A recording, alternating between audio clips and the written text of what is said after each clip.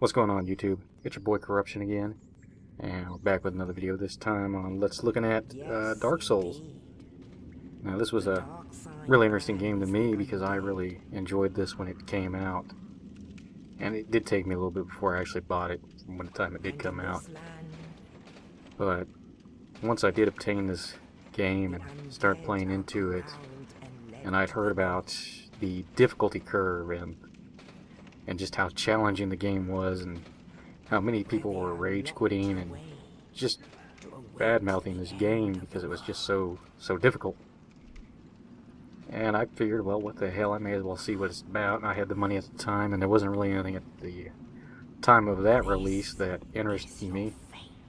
I think Gears of War 3 might have been like the biggest thing, and I've never really been a Gears fan, so...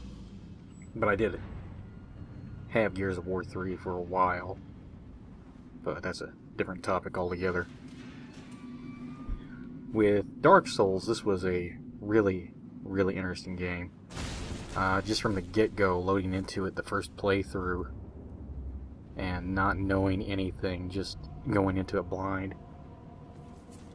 And just trying to figure out the tutorial itself at the time was really change of pace from the games that we've been used to, and become accommodated to the tutorial holding your hand, walking you through, and letting you get through the first part of the game with little to no opposition.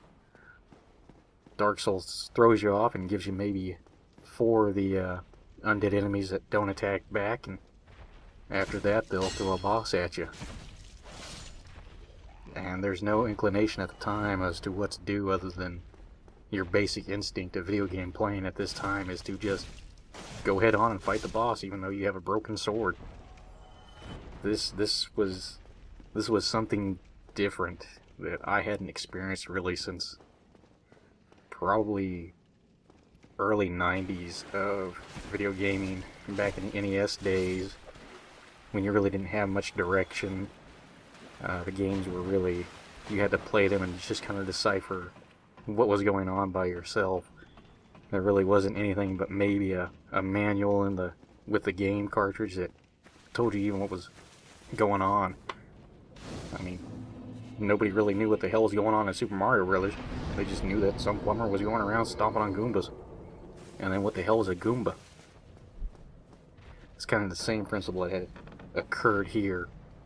You didn't really know what was going on. You didn't have any idea as to why you were truly thrown into this position, because there was a bit of a story that did play before the actual gameplay, but it was kind of vague. It did kind of explain to an extent why you were actually there, but you really don't get a full grasp of it until after you've left the Undead Asylum. It was nice to see this kind of a game style going through. And so once you've actually gotten past this tutorial boss, after maybe a few deaths on your first playthrough because you're not too sure what you're supposed to do, and then you realize, oh, you're not supposed to fight it head on right at the moment, you're supposed to get your items and come back to him. Now this made it interesting because I did die my very first playthrough probably about 4 times to the tutorial boss before I realized I wasn't even supposed to fight him yet. So we progressed through this tutorial level, and we finally found an enemy that does start to fight back with the archer just before you pick your shield up and your weapon. And once you obtain those, then you really start getting a feel for how different this game kind of is compared to most of your normal hack and slash video games. It has the stamina bar and the mechanic so that you cannot just wildly swing your sword all willy-nilly and not being able to infinitely spam your attacks, which kind of makes things slightly more challenging for players that are just used to the normal hack and slash type of adventure games that have normally graced the presence of video games lately. Anybody that was familiar with Demon Souls before the release of Dark Souls, however, probably went right through this without too much of a trouble. But I knew Dark Souls was my first step into the Souls universe, as I don't know what possessed me not to pick up Demon Souls, but I had not picked it up at the time. But I did eventually get Demon Souls, and it's an excellent game as well, but that's another day. And I can die with hope in my heart. So once you've kind of got a feel for the mechanics in the combat, your R1 being your primary attack and your R2 being a heavy attack, your L1 and your L2 being corresponding with your shield or second-hand weapon. This was really nice to see that you had some variety within your combat instead of just your normal mash square or X and win. And so you now have these basic skills possessed to proceed on to this boss fight. At first, you know, it's a little daunting because you really don't know too much on the controls yet until you've pretty well gotten past the first boss and getting a little bit more into the main world. But you can beat this tutorial boss. I've heard a lot of people that have actually just quit the game because of the tutorial boss, that they could not get past it, and I can understand that. I mean, it's a hell of a challenge if you're not used to it and you're not in that mindset of survive instead of blitzkrieging your attacks and hoping that you kill it before it kills you, which most games have kind of conditioned us to doing. So Dark Souls was a more risk-reward type system that valued more of the cautious risk, really, the defensive and the counter risk, because there was a great parry system within this game as well with the backstab. The backstab's back, and it was just really nice to have these kind of blends of mechanics that come together in somewhat of some have called like a clunky fashion.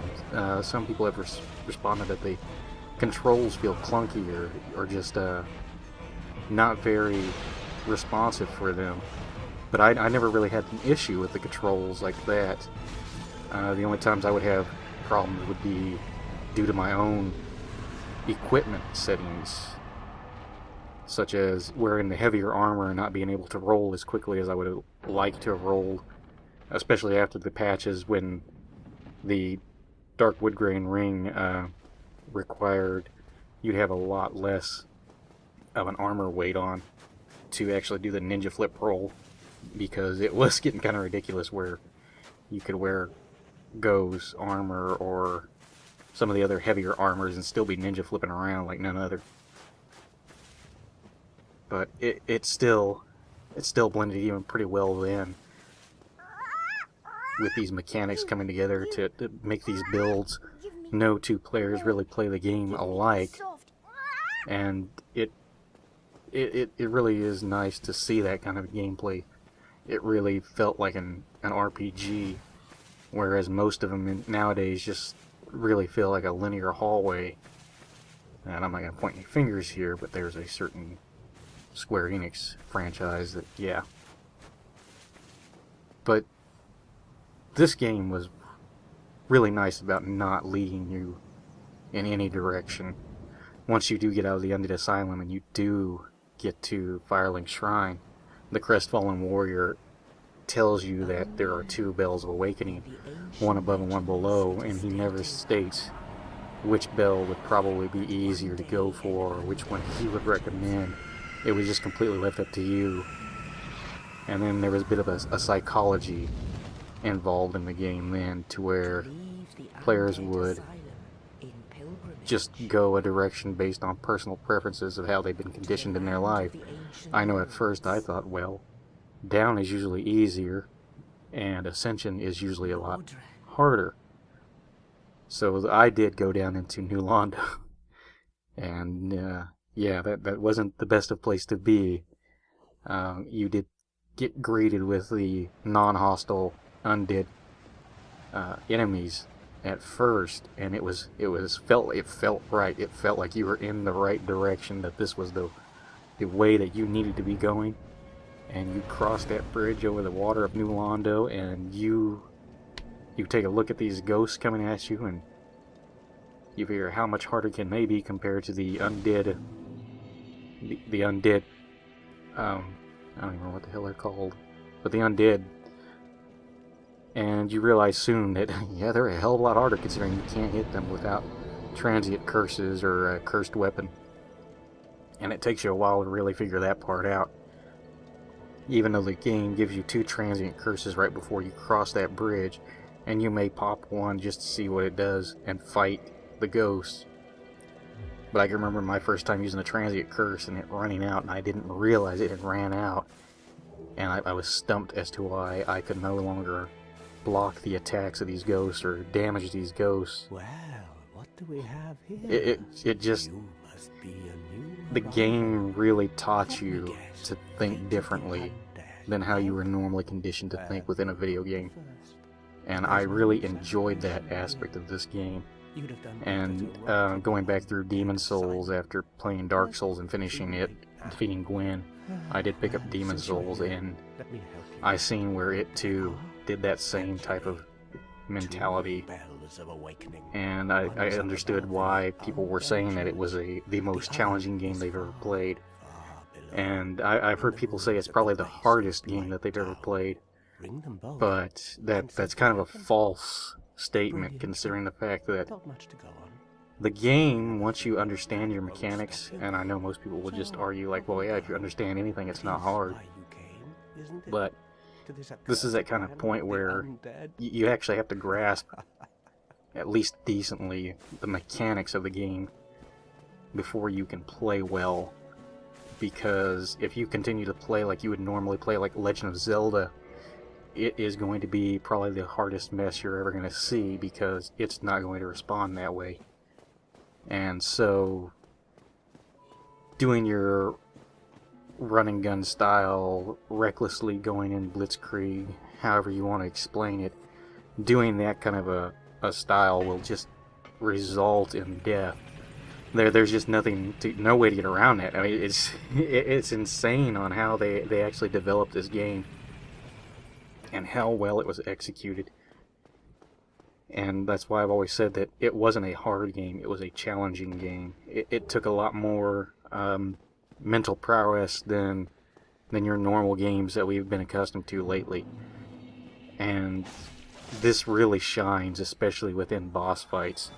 Each boss fight has its own kind of unique twist, almost. They're all challenging as all get out, but they all have patterns, and this is something you haven't really seen a whole lot of since the NES days. You do still see it in Zelda, but the way that Zelda kind of works is that your patterns are overly simplified and easily read. With Dark Souls, once you go into a boss fight and you start watching them really carefully, you'll start to notice the patterns. If you stand in certain spots, they might go into a certain attack animation, but your first go through with it, you may not notice that. You're just trying to run around the area trying to figure out the best way to get a few hits in without getting totally steamrolled over. This was especially true with the Capra demon in the Undead Burg, just because the battlefield itself was a very narrow and small area, and you had the Capra demon plus 2 of the dogs attacking you. Generally, when I first went through this area, I was getting frustrated because I would walk through the fog gate and instantly be obliterated because I didn't know the pattern too well yet, and I couldn't stay alive long enough to truly get a feel for the pattern.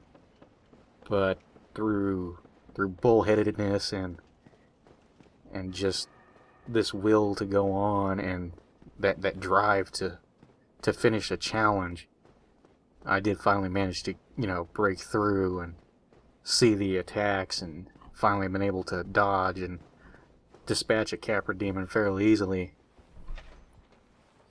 And the same goes with the true first boss of the game. After the tutorial boss, you will find out that you do need to ascend to try to get to the first Bell of Awakening, and as you cross a bridge, you will be attacked by a tourist demon. And the tourist demon is pretty intimidating at first. I mean, you're on this long, narrow bridge. If you hadn't gone up to the tower above you, when you exited the fog gate, you've got 2 archers shooting down at you, and things are just pretty chaotic.